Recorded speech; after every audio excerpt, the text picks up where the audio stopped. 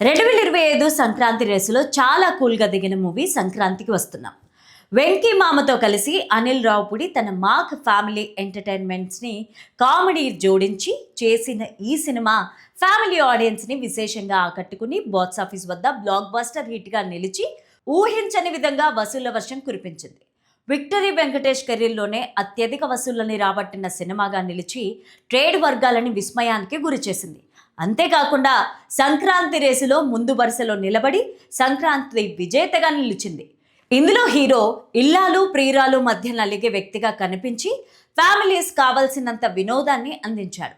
ఇదే ఈ సినిమా విజయానికి ప్రధాన యుఎస్పిగా మారి పోటీలో ఎన్ని సినిమాలున్నా వాటన్నింటినీ వెనక్కి నెట్టి బాక్స్ ఆఫీస్ వద్ద బ్లాక్ బస్టర్గా నిలిచి కాసుల వర్షం కురిపించింది.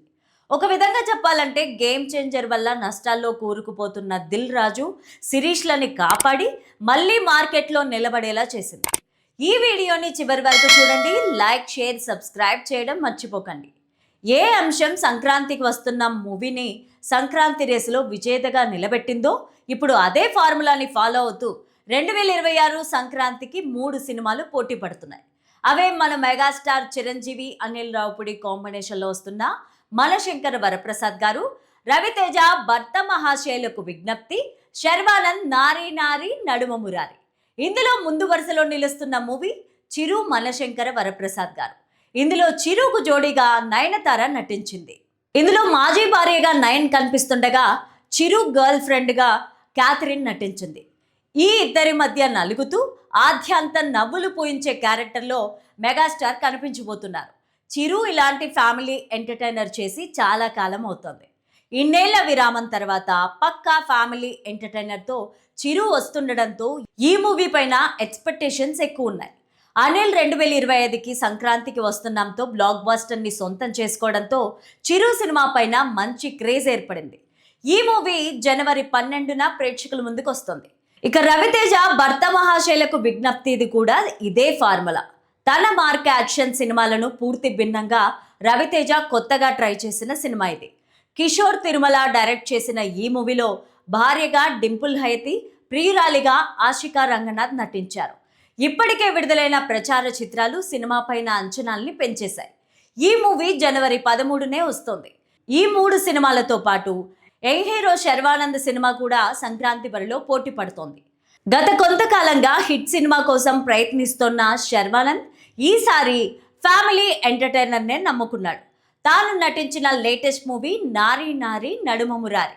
రామ్ అబ్బరాజు దర్శకుడు. అనిల్ శుంకర, రామసుబ్రహ్మణ్యం శుంకర నిర్మిస్తున్నారు. శర్వాకు జోడీగా సాక్షి వైద్య, సంయుక్త మీనన్ నటించారు.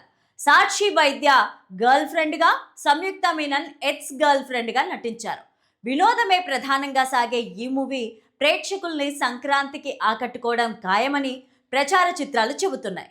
ఒకే ఫార్ములాతో సంక్రాంతి బరిలో పోటీ పడుతున్న ఈ 3 సినిమాల్లో ఏది పై చేయి సాధిస్తుందో వెయిట్ చేసి చూడాల్సిందే. మెగాస్టార్ చిరంజీవి కథానాయకుడిగా అనిల్ రావుపుడి డైరెక్షన్లో మనశంకర వరప్రసాద్ గారు తెరకెక్కుతున్న సంగతి తెలిసిందే. ఇప్పటికే ప్రచారం పనులు కూడా ప్రారంభించారు. లిరికల్ సాంగ్స్తో శ్రోతలకి సినిమాను ఎక్కిస్తున్నారు. అన్ని పనులు పూర్తి చేసి సంక్రాంతి కానుకగా జనవరి 12న గ్రాండ్గా ప్రేక్షకుల ముందుకు తీసుకొస్తున్నారు. రిలీజ్కి ఇంకా 2 వారాలే సమయం ఉంది. చిరంజీవి కూడా ఇప్పటికే తన పోర్షన్ షూటింగ్ పూర్తి చేసి రిలాక్స్ అయిపోయారు. డబ్బింగ్కి సంబంధించి పనులు పూర్తి చేయాలి. మరి ఓవరాల్గా సినిమా షూటింగ్ పూర్తయిందంటే ఇంకా లేదనే తెలుస్తోంది. ప్రస్తుతం షూటింగ్ హైదరాబాద్ 7 ఎకర్స్లో జరుగుతోంది. మరో 2 రోజుల పాటు షూట్ అక్కడే జరగనుంది. దీంతో చిత్రీకరణ మొత్తం పూర్తవుతుంది. అదే రోజు గుమ్మడికాయ కొట్టనున్నారు. ఆ రోజు మాత్రం చిరంజీవి సెట్స్కు వెళ్ళనున్నట్లు తెలుస్తోంది. షూటింగ్ చివరి రోజు కాబట్టి ఆ రోజు చిరు తప్పక హాజరయ్యే ఛాన్స్ ఉంది. మరి ఆ ఈవెంట్ను అనిల్ ఎంత స్పెషల్గా ప్లాన్ చేస్తున్నాడు అన్నది కూడా కీలకమే. అనిల్ సినిమాలను జనాల్లోకి తీసుకెళ్లడంలో ఎంతో వ్యూహాత్మకంగా వ్యవహరిస్తాడు. ఎలాంటి ఈవెంట్ దొరికినా సంథింగ్ స్పెషల్గా ప్లాన్ చేసి సినిమాకు రీచ్ ఉండేలాగా చూస్తాడు. మరి క్లైమాక్స్ షూటింగ్ రోజున అన్నయ్యతో స్పెషల్ వీడియో ఏదైనా చేసి రిలీజ్ చేస్తాడా అన్నది చూడాలి. సినిమా ప్రారంభోత్సవం ఎంత గ్రాండ్గా జరిగిందో తెలిసిందే. ప్రారంభానికి ముందే హీరోయిన్ నయనతార ప్రీ ప్రమోషన్లో భాగం చేశాడు. ప్రచార కార్యక్రమాలు అంటేనే దూరంగా ఉండే నయనతార అనిల్ విషయంలో రాజీ పడుతోంది. ఏం మాట్లాడి కన్విన్స్ చేశాడు అన్నది ఇప్పటికీ సస్పెన్సే. ఇక అసలైన ప్రచారం ఇప్పటి నుంచి ప్రారంభమవుతోంది. అందులో నయన్ జాయిన్ అవ్వనుందా లేదా అన్నది చూడాలి. అలాగే ఏ సినిమాకైనా గ్రాండ్గా ప్రీ రిలీజ్ ఈవెంట్ జరుగుతోంది. అందులో దాదాపు నటీనటులంతా కూడా భాగమవుతూ ఉంటారు. హీరో సహా అంతా అటెండ్ అవుతారు. ఆ ఈవెంట్ను మాత్రం ఎవ్వరూ మిస్ కారు. ఈ నేపథ్యంలో వరప్రసాద్ ప్రీ రిలీజ్ ఈవెంట్కు నయనతార హాజరవుతుందా లేదా అన్న చర్చ అప్పుడే మొదలైంది. ఆరంభమే అదరగొట్టిన నయనతార ముగింపు ఈవెంట్లో అలరించదా అన్న నమ్మకంతో అయితే మెగా అభిమానులంతా వెయిట్ చేస్తున్నారు.